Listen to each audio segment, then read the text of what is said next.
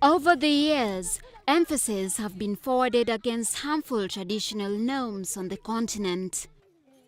Child marriage and female genital mutilation are some infamous examples. Traditional, cultural and religious leaders are for the first time in history holding regional dialogues against these performs in Africa.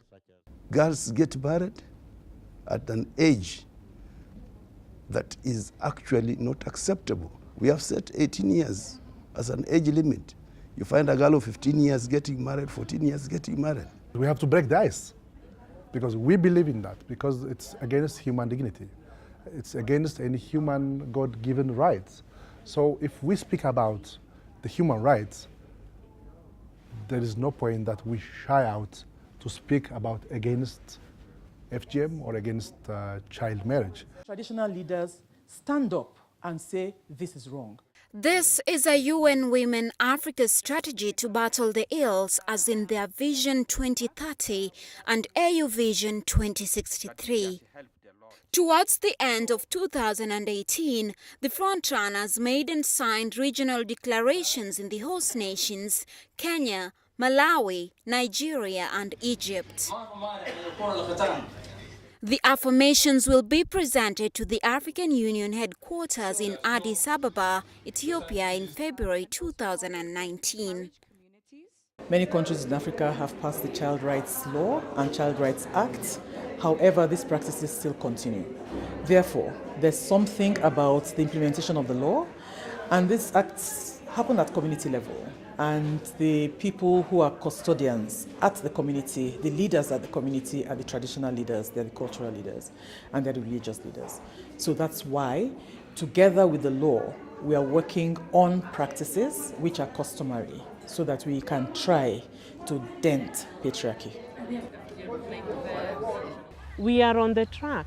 Africa is transforming itself from within based on feeling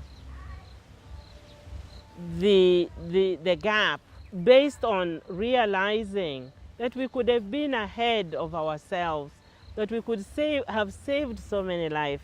Africa is rising. And so gradually, a shift in narrative is beginning to flow in Africa, changing the life of young girls under cultural pressure. It's going to bring a lot of changes.